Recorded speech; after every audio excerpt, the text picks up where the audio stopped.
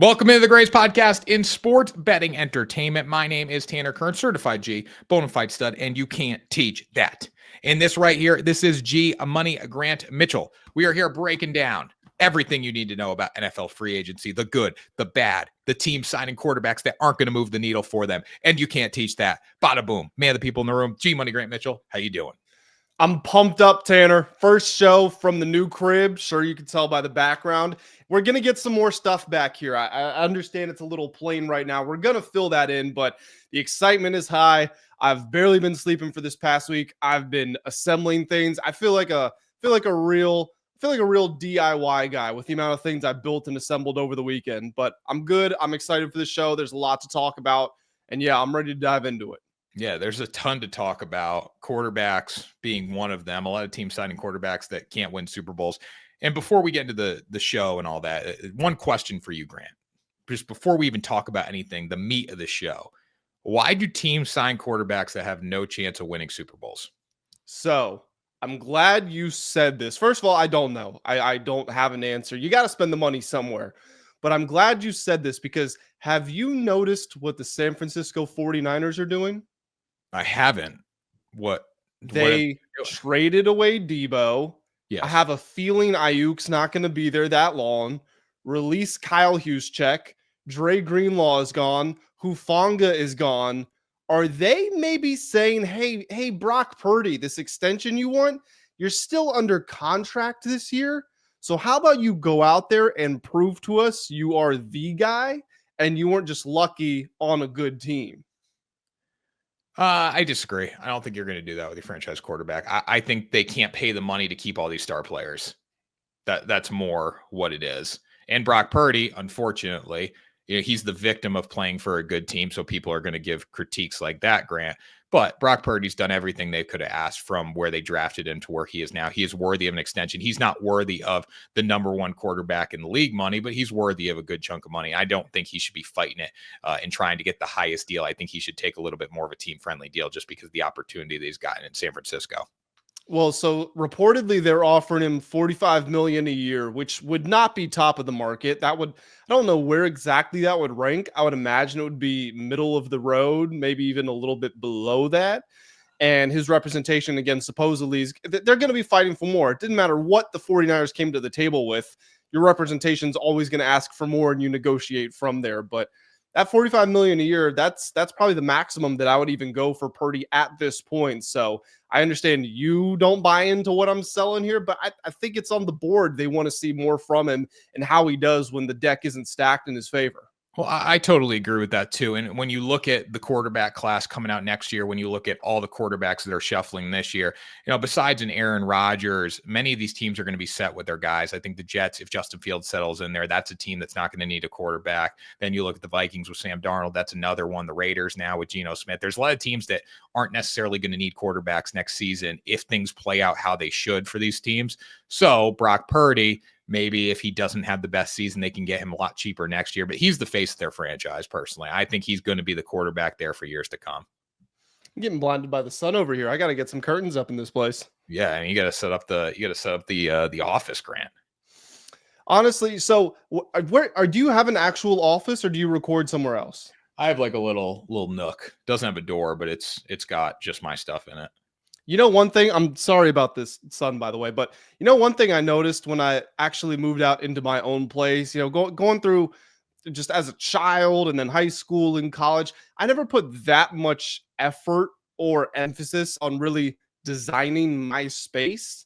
Once I got my own place and I had my own office, I realized the importance of setting it up in a way that made me feel comfortable and excited to work. And I feel like that increased my productivity a lot more.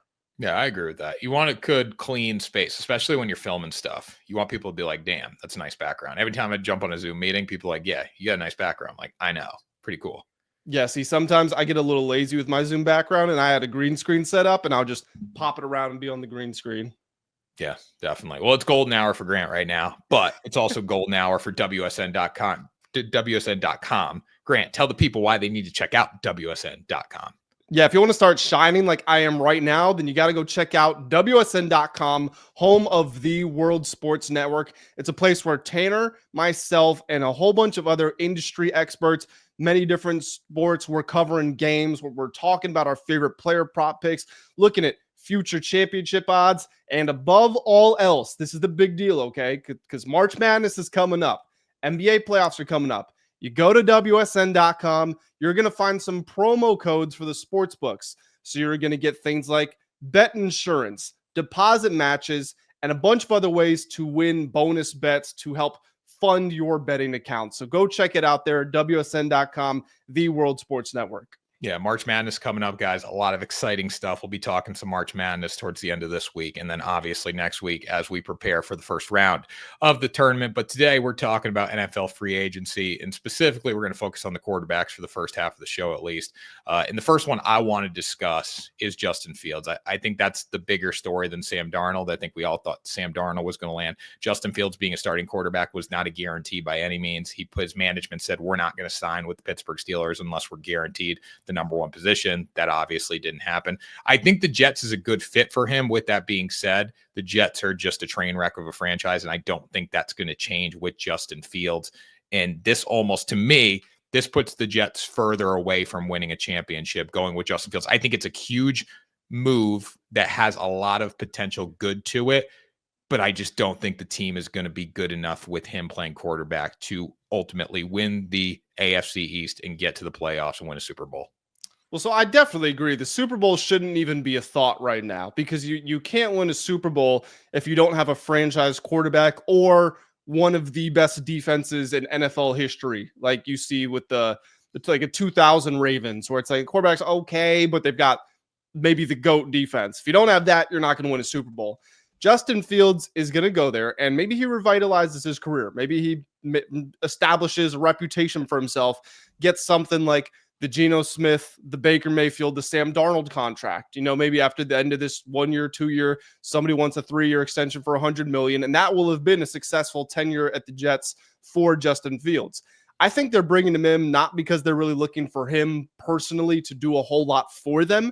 I think they're bringing him in because it's like, we can get a starting level quarterback for $20 million a year. That's basically minimum wage as far as veteran quarterbacks go in the NFL.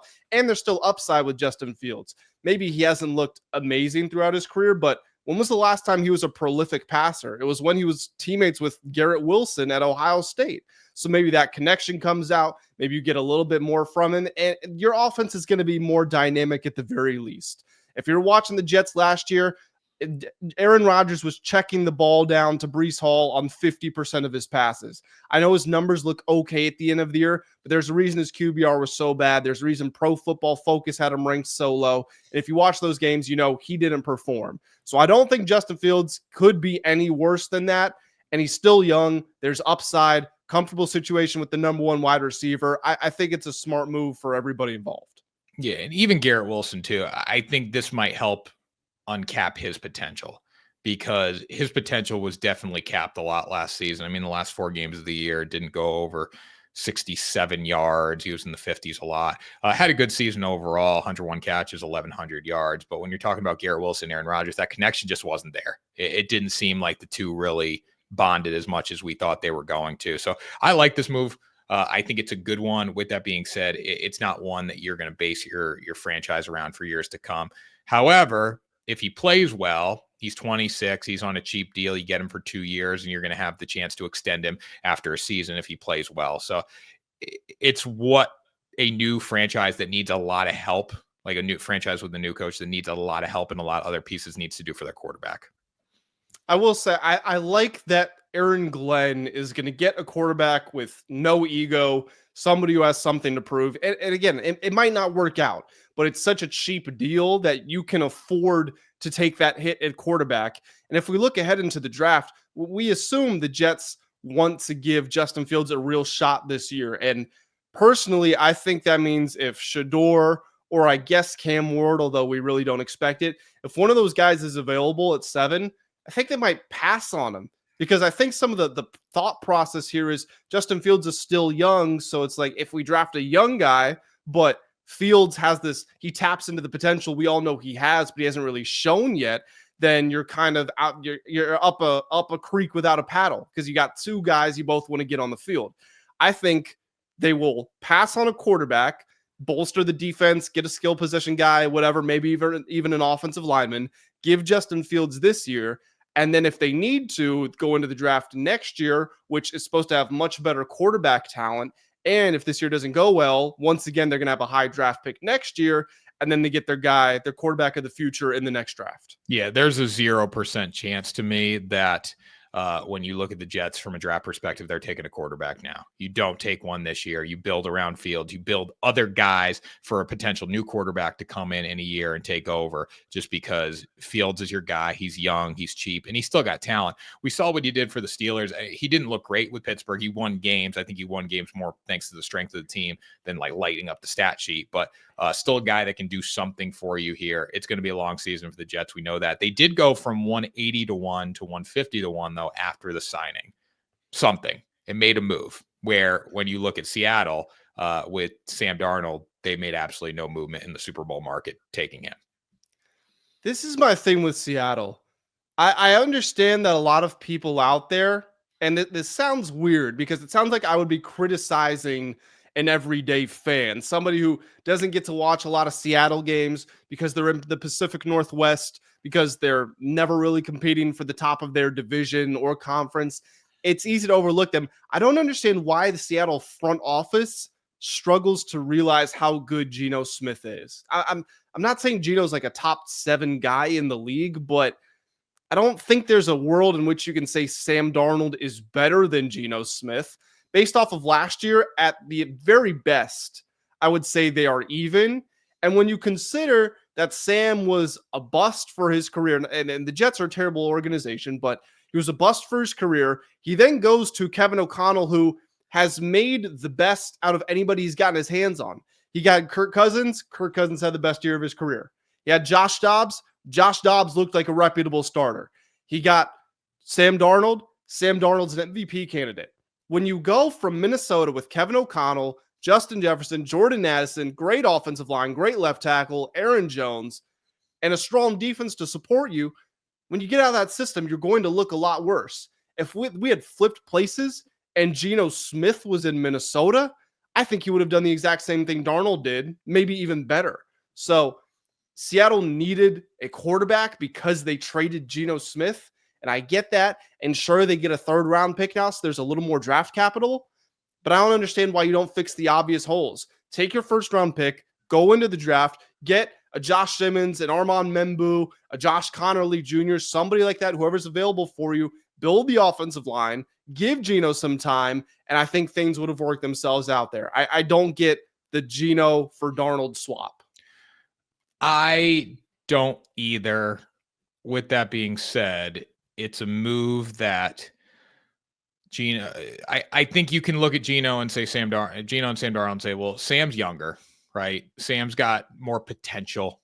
He was with a bad franchise. He looks great one year. The sky could be the limit. Where Geno, we kind of know what he's going to do. Geno had his time in Seattle. It's come, it's kind of gone. The talent is more capped than what you could potentially get for Sam Darnold. I don't think Sam Darnold's going to work out. I really don't. I don't think Sam Darnold is going to ascend to become one of the best quarterbacks in the NFL. I think he's a good game manager. If Sam Darnold was that good, like unbelievable, the Vikings are shopping J.J. McCarthy and keeping Sam Darnold. And I firmly believe that. So the fact that they let him walk, you go to Seattle, you go to a team that's going to probably struggle in the NFC West a lot. It just doesn't seem like something that puts you any closer to a championship. But teams do this. I don't understand it. I mean, there's only a few quarterbacks in my mind that can win a Super Bowl, but teams build around guys who can't win a Super Bowl, and I don't think Sam can do it. Quarterbacks who can win a Super Bowl. Let's go through it right now. The big 4, obviously, Burrow, Lamar, Mahomes, Allen. They could all win a Super Bowl. Jalen Hurts just did it, and he played well. He played well in both Super Bowls he was in, so we're putting him in there. Stafford can win a Super Bowl because he did it. CJ Stroud maybe could win a Super Bowl. Jayden Daniels off of 1 year looks like he's heading in that direction, but we don't know. He's a maybe. Jordan Love, yes. Jordan Love, if he stops turning the ball over. Jared Goff, yes. I might push back a little bit on you there. Goff can win a Super Bowl. Goff can win a Super Bowl with the Lions for sure. The Lions have such a stacked deck, though. Like it's kind of an extreme case. But he could still win a Super Bowl with the Lions. Like that, like I'm talking situation he's in. Like Sam could maybe win a Super Bowl with the Lions, who knows? But I would put Jared in that list considering they were the 1 seed in the NFC. I would put you have I think I might put Dak ahead of Goff. I can't put Dak ahead of Goff in their current situation now. Well, we kind of have to remove situation from it if we're just talking about quarterbacks. Otherwise, we're talking about teams. But Goff's been to a Super Bowl. Goff's done more than, and he played horrible. But he's been to the Super Bowl. Like he's still been there. He's was 1 seed this year in the NFC. Goff can win a Super Bowl. I think Goff's fine, especially with the talent they have. Well, bottom line, we're at about 8, maybe 9 guys right now. Are we missing? Are we missing anybody? I put Baker in there. Fair.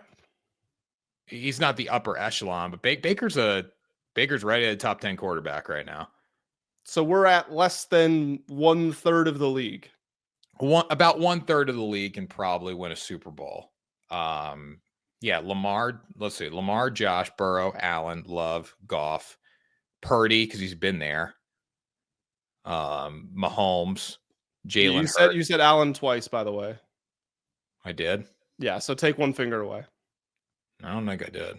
You did. Trust me. 9. All right. Allen, so it's 8. Mahomes. Did you say Jalen? I'm going through. I've got the QBR up in front of me. Mahomes, that's 9. No, 8. Jalen, that's 9. Herbert. Maybe. No, I'm going to keep it down. I would say no for now. I'd put Stafford, that's 10. Baker, that's 11. And Baker and Stafford at this point are pushing it. And Stroud, maybe. Jayden, off of what we saw. I put Jayden was already in there. Oh, okay. It's like 11 or 12 quarterbacks that could potentially win one. And that's the thing. That's the reality as well. Like somebody like a Tua. I use Tua as an example because he puts up such big stats and he got paid so much money, but we all know you can't win a Super Bowl with Tua. Same thing with like Kyler. Kyler's going to play really great sometimes, and he's on this enormous deal. And yeah, he's going to be better than a lot of starting quarterbacks in the NFL. But you also know you'll never win the big game with Kyler Murray, with Tua Tagovailoa.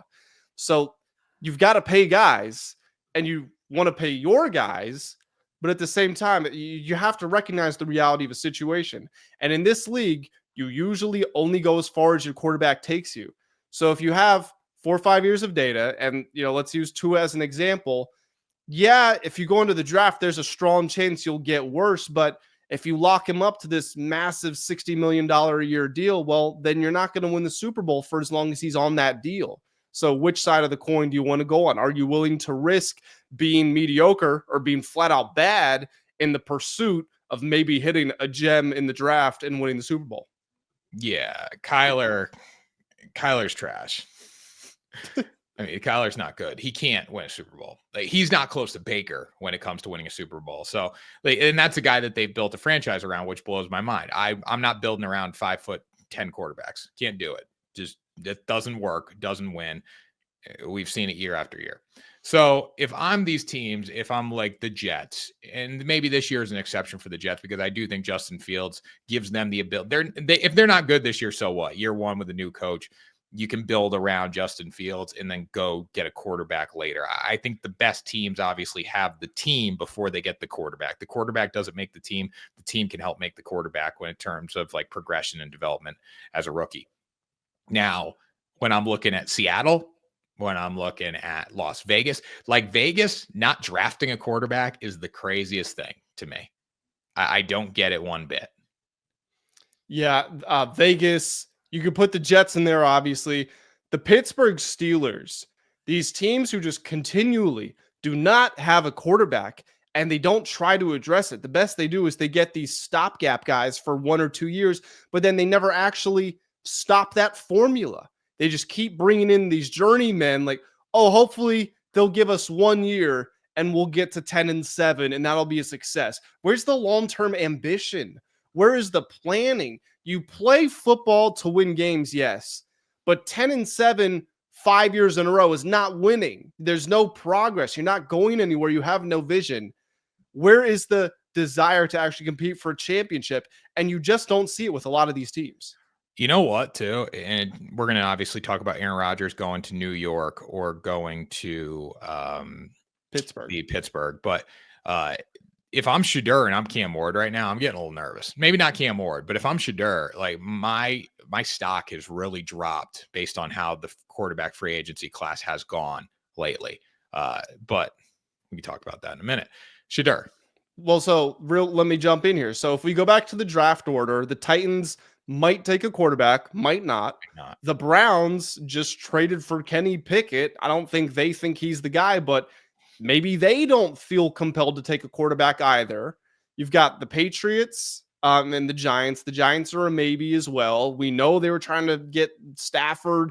Maybe they want a Jameis Winston, or maybe they end up with Aaron Rodgers. It's possible that we get to pick 5. The Jags, they don't need a quarterback. Then you've got the Raiders who do, but after that, it's the Jets. They don't need one. The Panthers don't need one. The Saints don't need one. The Bears, no. 49ers, no. Cowboys, no. Dolphins at 13. And then after that, I forget who's at 14. But point being, we could be at pick 15 or 16 and only had one team that actually needed a quarterback. The Raiders don't need one right now. True. Yeah, they if you want to draft somebody, great, but the Raiders don't need a quarterback. So not with Geno Smith going there. So yeah. This is the way the draft plays out. You got 2 teams right now that need a starting quarterback for next season. The Giants and the Steelers desperately need one. I'm not counting Tennessee in there because they do have Will Levis, depending on what they want to do with that pick.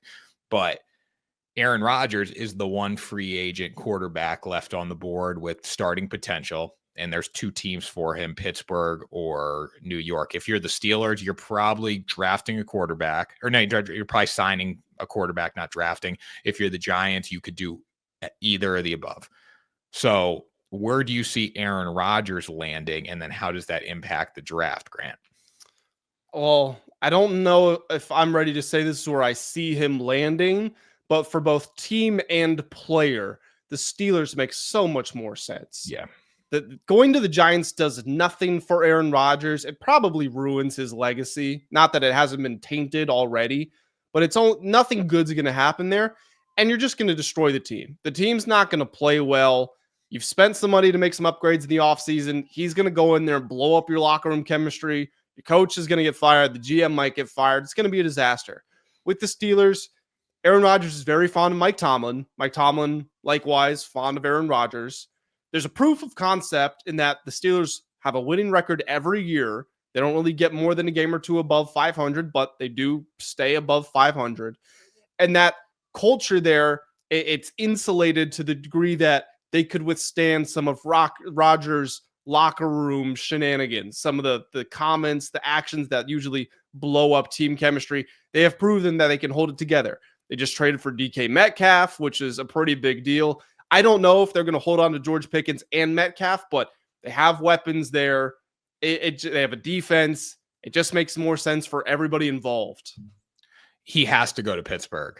But if I'm Mike Tomlin too, and I built this culture of, going 9-8 and making the playoffs, and say what you want about Mike Tomlin. Some people like him, some people don't, but the culture seems to be there with the players. Do I want that Aaron Rodgers persona coming in there and messing it up or having a chance to disrupt it for a season? And I do think if Aaron Rodgers comes in there, it gives them a better chance to win than Cam Ward, Shedeur Sanders, anyone else in free agency. But you run the risk of somebody messing up what you've built for at least a year. And sometimes when it gets messed up for a year, you can't recover from it. I mean, Aaron Rodgers set the Jets back. I also think Brick Johnson set the Jets back. I think, like when you got a 17-year-old as your GM, it sets your team back. So you can't put all the blame on Aaron Rodgers. But for the Steelers, I don't know if I want to bring that culture into my locker room. No, I'm 1000% with you. I wouldn't want to do it either, but the reports, the betting odds, and just what we know about Tomlin Rodgers, it seems like there is genuine interest there. So I wouldn't make that decision. But at the same time, I don't have any faith in the Steelers to make the right decision with their quarterback room. What I would do personally is I was actually talking to a friend who's a Steelers fan, and he said he was starting to talk himself into the idea of trading up for Shedeur. I said, first of all, Shador might be there when you pick regularly. But second of all, bring in Rodgers. Don't bring in Rodgers. I don't care. We also haven't talked about what Russ is doing. We don't know where Russell Wilson's going to be playing his football next year. But I said I would stay put at where I'm at. I would draft Jackson Dart most likely. Now, if Shador's still on the board, then have a conversation with yourself, Shador or Dart. But I would take a hit on one of these guys who's young and actually has potential to be a legit starting quarterback, whether it's Russ, whether it's Rodgers, whatever. Give them the year, go 10-7, lose by 14 points to the Bills in the wild card. Give your guy, Dart, Shador, time to sit for a year, learn, roll them out next year. That's what I would do. Now, you talk about a steal of the draft, Jackson Dart. If I'm the Steelers, I'm taking Jackson Dart. It's funny that it would probably take a first-round pick at this point, because early on in this whole draft process, it was like, okay, Shador and Cam are going to be 2 of the top 3 picks, and then there's not a quarterback left until the 3rd round. Now, all of a sudden, it's Jackson Dart might be the second name off the board for quarterbacks. Yeah, I mean, Shador and Cam Ward, those have been the 2 guys that you talk a lot about. But when Shador doesn't go out and throw at the combine, and then, we've already said if this wasn't this year, Shador Sanders wouldn't even be a first-round grade. Well, that makes you think Jackson Dart can move above him. I think Dart's a steal of the draft by far. And if I'm Pittsburgh, I would consider taking a Dart right away in that first round and just building for the future. But again, Pittsburgh's been a franchise that hasn't made good decisions too. And we can't deny that. It goes back to Kenny Pickett. A quarterback who wears gloves on his throwing hand should not be drafted in the first round. Just shouldn't happen. So I think this is a year where we really don't know what's going to happen in the draft. And if in a perfect world, Aaron Rodgers goes to Pittsburgh, and I think that makes the most sense. But as of yesterday, before they closed the betting markets for next team odds, Aaron Rodgers to the Jets, or Aaron Rodgers to the Giants, and Aaron Rodgers to the Steelers were like both plus 125. So it's a pick 'em at this point on where he's going to land. If the Giants bring him in, I think it might maybe salvage their jobs a little bit more. If you can get that high-end Rodgers play, you're probably not going to get it. You're probably going to destroy your locker room, and then the coaches are probably going to be fired within 10 weeks. So it's really hard to determine what's going to happen here in this final round of free agent quarterbacks. Well, a team that's making a bunch of moves, Tanner, and we're going to talk about, I think, some more trades here, unless you have other big free agent stuff you want to get into. Are you ready to talk about the Commanders going all in? It seems like trading for Laremy Tunsil. Yeah, and you guys got a good chance too, based on how the Eagles got beat up in free agency already. Well, so actually, let's dive into that, and then we'll go into Tunsil. So they lose Milton Williams, they lose Isaiah Rodgers. Mekhi Becton looks like he's going to be hitting the open market. I feel like personally they did hold on to a lot of important guys just because they weren't free agents. Really, the only major one was probably Zach Bond and Milton Williams, and they got Bond back. Sweat too. Yes, fair. Good point. Sweat to the Cardinals. I think Philly just trusts their draft process. And also on that defensive line, they had some really good players who weren't getting many snaps just because they had so many guys up there. So I think they trust their depth. I think they trust their draft process, and that's what they're going off of. Yeah, I mean, losing Milton Williams and Josh Sweat's big. That's pretty detrimental, I think. You can rebuild around it based on the talent that you have there, but Josh Sweat and Milton Williams bring a lot of production, and I would have thought they would have tried to keep potentially Sweat. I thought Milton Williams was going to hit the open market, but I think Sweat was a guy I thought they could have worked a deal around. But when you got Zach Bond last year making no money, and now he's making money, you're going to have to pay him. So I get why you want to pay the quarterback of the defense over somebody on your front seven. However, the Eagles, they're a forefront. They rush the passer. They don't blitz a lot, and you need talented guys to do that. And they lost 2 of them in free agency. No, that's fair. And if these young guys, these guys who weren't playing a lot, if they don't have the same impact, because it's easy to look really good if you play 15 snaps a game, right? As far as an edge rusher, you can put up a high pressure rate if you're playing 15 to 20 snaps a game because you're getting so much time to rest. And Jalen Carter, Jordan Davis, Josh Sweat, these guys, they're wearing down the opposing offensive line. If all of a sudden now you're playing 50, 40 snaps in a game, well, things might look different. So I agree with what you said there. this Vic Fangio's defense, the thing that was so successful for them in the Super Bowl was they were basically playing cover 4 every play, only blitzing 4 and keeping everybody back. If you can't get home with 4, now you've got to add an extra guy that brings someone out of coverage, and that has a snowball effect. So again, I trust. I don't think there's a reason not to trust Philly in the draft, but if you are right, then that changes the way that the Eagles have to play defense entirely. I mean, your depth chart is pretty depleted right now. When you look at the front 7, yes, you got Nolan Smith, Jalen Carter, Jordan Davis, but you don't have a defensive end on the other side. You need dudes to rotate in for Jordan Davis and Jalen Carter. Moro Mojo could be one of those guys, but you don't have a lot of talent up front. You have a lot of talent. You don't have a ton of depth. And, you look at a guy, like Nolan Smith, right? Not playing every snap last year, not being a full-time, he was a rotational guy. Like, he's gonna have to play a lot more this year. And then you got to add depth in too. So they got beat up. Zach Bond was key. You need to bring him back, but you're going to draft somebody in the front 7, I bet, this year.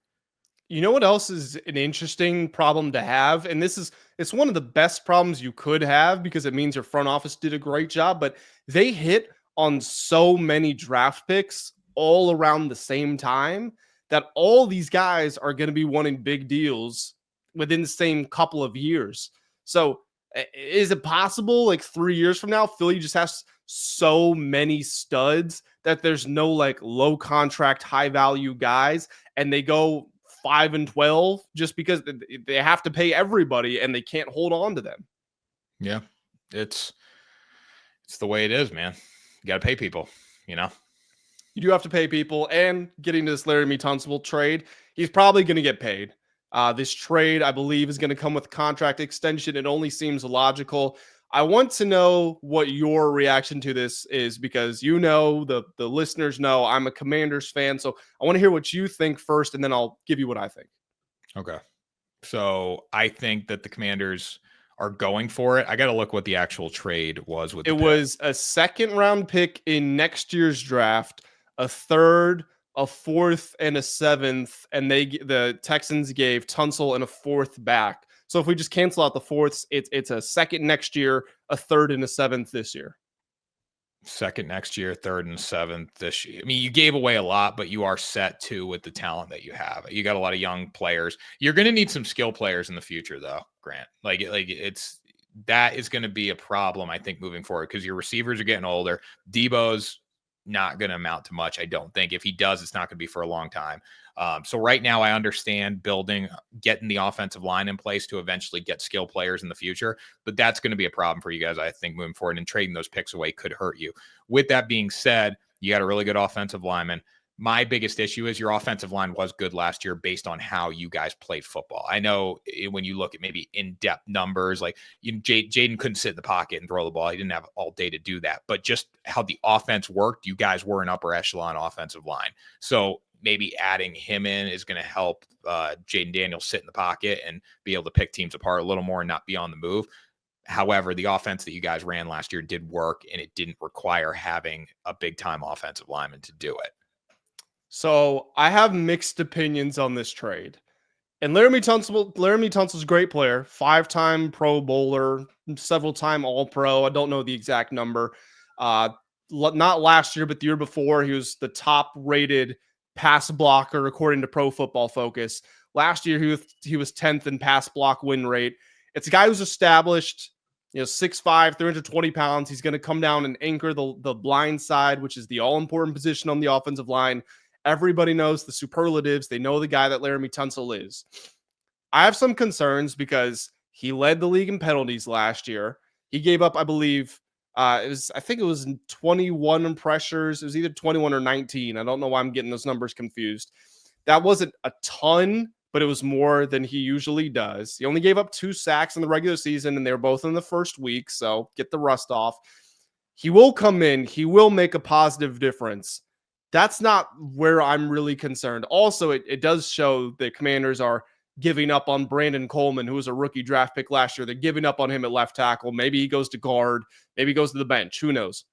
My concern is I don't want Washington's front office to believe that they are 1 or 2 pieces away. I don't want them to look at this situation as we were one win away from the Super Bowl, so we've got to be right there. No. Jayden Daniels was working miracles with a lot of bums. I'll be honest. There's some good players on this team. Bobby Wagner, Frankie Louvu, Terry McLaurin, those guys are not bums. But a lot of players were not good or severely underperformed, and Jayden just routinely bailed them out, and the coaching staff also did a great job. There are tons of holes on this roster. So if you look at it objectively and you say, is Laremy Tunsil better than your average second round pick, your average third round, your average seventh round pick? Yes, he is. But one player for three players. And when you think about the fact they gave up 3 picks for Marshawn Lattimore, they gave up a pick for Deebo Samuel. These players are all better than what you would get on average for the draft picks you sent the other way. But you need talent, you need depth, and you don't have it. So when you lose these draft picks, you lose the ability to add players, and you're also eating up your cap space. So you can't go out and sign big money free agents. So Laremy Tunsil is going to be a good addition. Don't get me wrong. He's going to help the offensive line, but I do worry Washington is just building too quickly. It's important to maximize your rookie quarterback's window while he's on that rookie contract, but there's just so many areas of the roster that need to be upgraded, and they really need the Ben Sinnott's, the Jerzon Newtons last year to hit. They need Mikey Sainris still to continue to improve.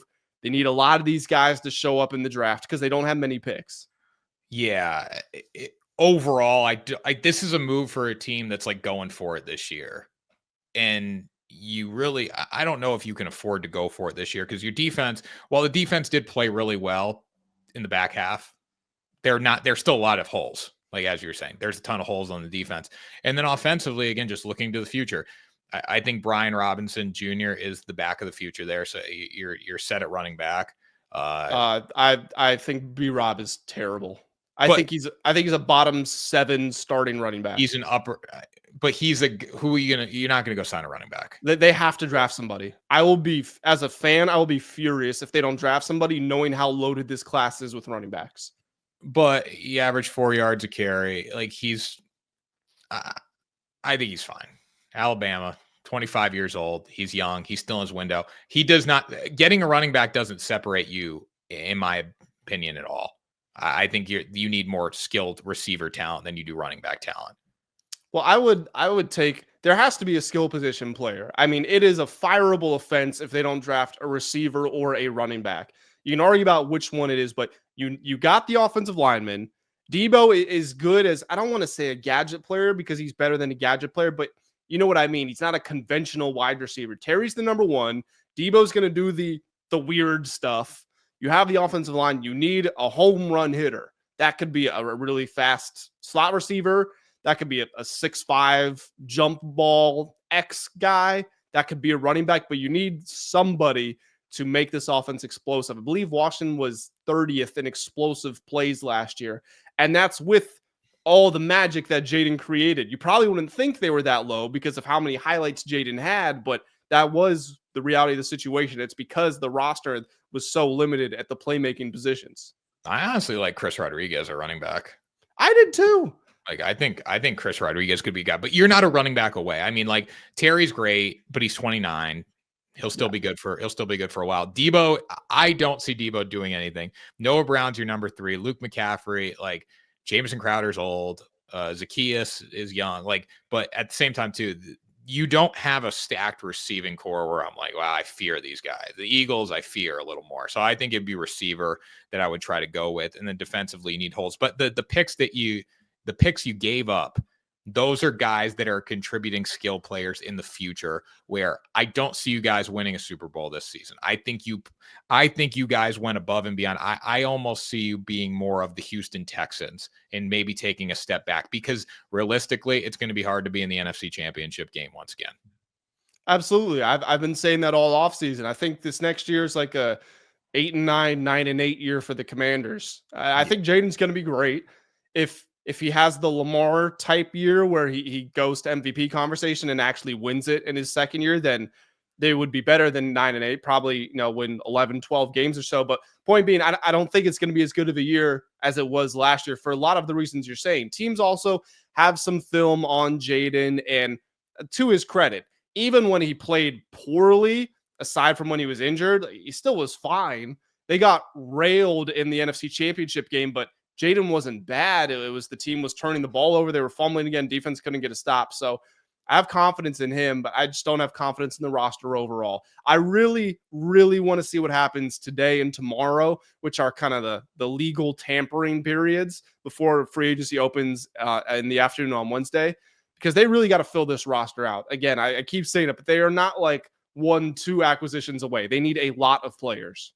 Yeah, they need a lot, and they need a lot of skill players. They need defensive players. And the biggest thing is the film. And I think that's why CJ Stroud took the step back. We had no film on him. He came out of nowhere, and then he comes in. Teams have film. They prepare all season how to defeat him. And Jayden's a special quarterback in the sense of he is unique. So you can't prepare for him like another quarterback. You need to prepare for Jayden Daniels. And now that you have the film and a whole offseason to do that, I mean, if I'm the Eagles, I am watching more Commanders film this offseason than any other team, just because that is who the standard is going to be in the NFC. So I think it's going to be a tougher season for you, Grant. Meanwhile, I think the Patriots are going to have a great season this year. Yeah, I Over really, the win total for sure. We were talking about this before we started recording. I think we both like the fact that they have upgraded so many positions on the roster, but you were telling me you think they might have overpaid for some guys. Yeah, they overpaid for a lot of guys. I wanted the big name skill player. That's the one thing that I feel like we didn't get. You had the money to do it. This is the time to do it. Go get the big name skill player. And they went off the board quickly. And a lot of these bigger name skill players too were through trades as well. Or like DK Metcalf going back to Seattle. That hurts. Like, that's a guy that you potentially could have gotten. AJ Brown was being floated around, and that was a guy you would have had to trade for. The Eagles were never trading AJ Brown, so I don't know how that rumor got out there. But the one thing that the Patriots failed to do is get the big name skill receiver. I don't count Mac Hollins as the big name receiver at all. Is he going to help? Sure, but no. And I love Milton Williams, and I love Carlton Davis, but other than that, I think the Patriots really overpaid for older players. And they use the money, don't get me wrong. I think they're going to be better, but when I'm looking to the future, I wanted the receiver for Drake May. I understand that. I think Morgan Moses is going to help. Morgan Moses isn't amazing, but he will give Drake May some more protection. Matt Collins is a security blanket type receiver. I hear you. They didn't get a top playmaker. What I really like about this is Milton Williams is going to be a huge help, obviously, but for me, it's the Carlton Davis bit, because pairing Carlton Davis with Christian Gonzalez at corner, that's one of the best cornerback pairings in the league. Arguably, you could put it up there for like literally one of the best, top 3. Mike Vrabel's a defensive guy. He also worked with Harold Landry before, linebacker edge guy who's going to come in. So I like some of their pieces. New England's defense had its moments last year. I just don't think Gerard Mayo was really getting the best out of those guys. But even in Belichick's finals years, this was still a really good defense. I understand a lot of the pieces have been chopped and changed, but I think New England could have a top 7, top 10 defense or so. And if that is the case, then that's going to help Drake May, even if he doesn't have a new flashy wide receiver to throw to. The fact he's going to get some defensive support, I think, will be a big help. But the defense has been good. Like, and defense definitely was up and down at times last year, but the defense overall is not the problem with the Patriots historically. It's the lack of explosiveness on offense. Even under Gerard Mayo, I still trusted the defense a lot of the time. I didn't trust the offense. I didn't trust the skill players and the protection. And so that's my biggest thing. I love what they did on defense. They made an okay defense a lot better. But defense is never going to be the issue. I think I don't want to put Drake May in a situation where we don't give him the big name receiver to go out and make plays. And I think that's what they're missing. And if I'm looking at the draft, I would say that's the guy that they're going to focus on in the draft now, because they couldn't get him in free agency. Well, to be fair, T. Higgins was franchise tagged. Chris Godwin turned down more money so that he could go back to the Buccaneers. Hollywood Brown went back to the Chiefs. They didn't really have a huge chance to go get a big name guy. Yeah, I agree with that. Everything, that's what I was saying, like through trades or people going back to their hometown team, whatever, it didn't work out this time. There wasn't that big free agent wide receiver on the market in this class. It would have had to be through a trade or something other, a trade or a draft or whatever. But I think they're going to go after a receiver in the draft, and that's great. And hopefully it works out.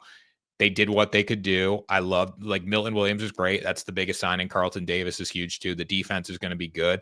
I think offensively they got slightly better. They still need to continue getting better. But this Patriots team, I take them over the win total, potentially on the verge of a playoff spot, but they can win 8-9 games this year, no problem.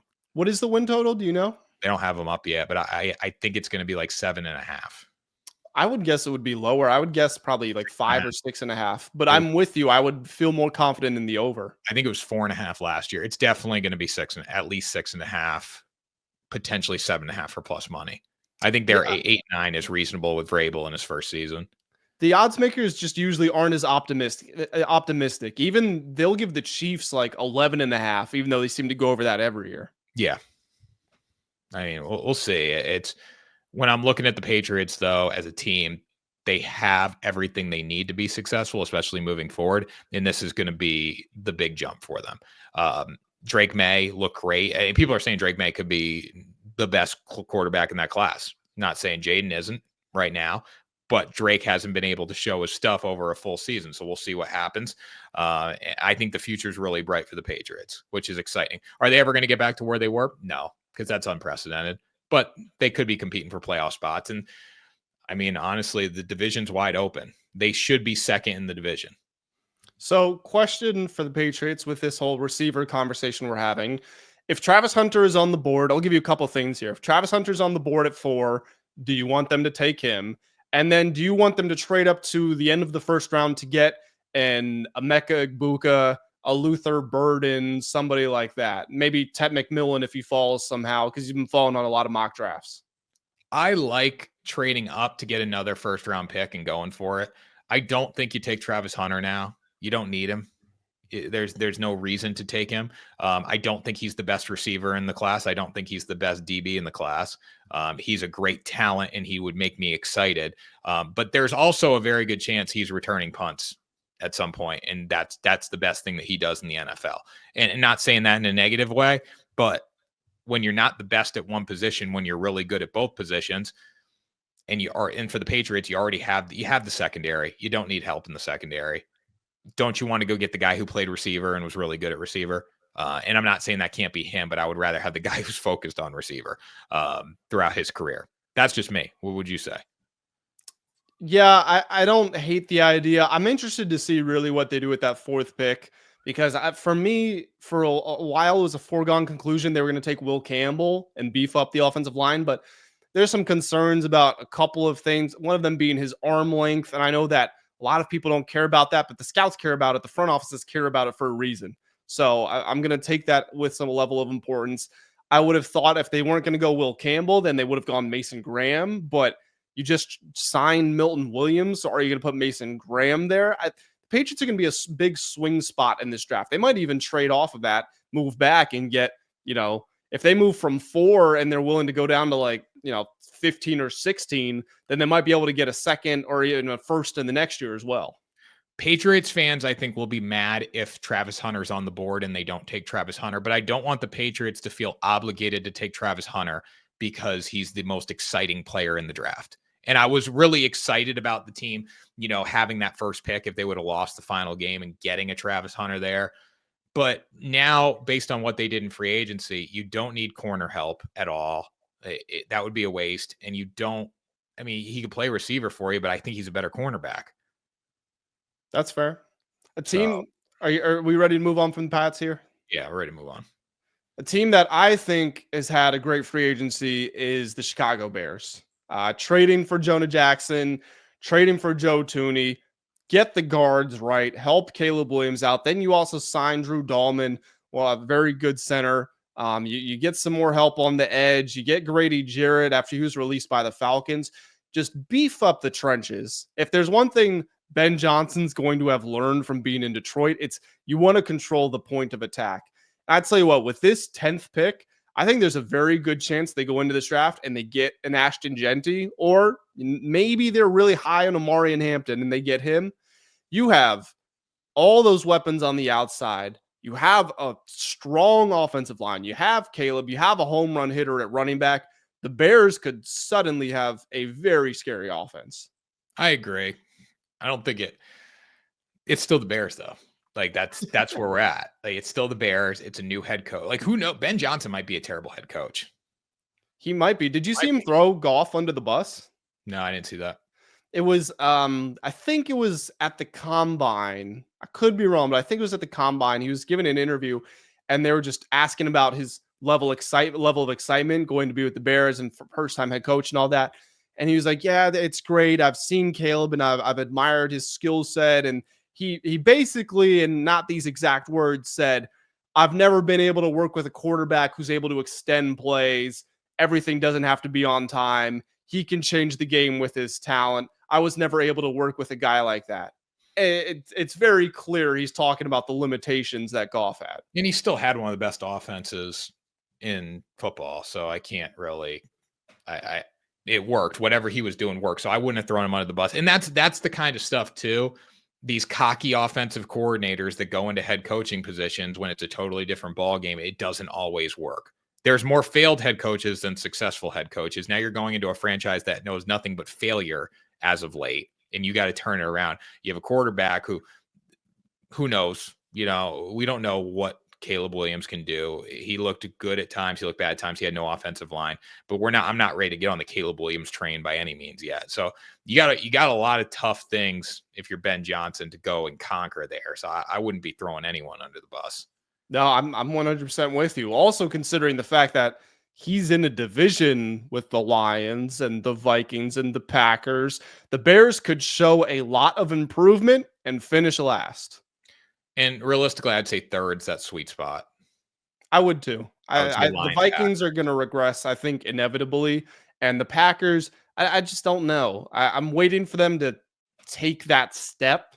And I don't know that it's coming. It's kind of how same thing going on with the Texans. Like I kind of expected a little bit of regression, but then you would expect them to go forward in this third year. But now that they traded Tunsil, I haven't really seen them make a big move to the roster. I don't know that the progression is coming this year. Yeah, I totally agree with that. So anything else, Grant?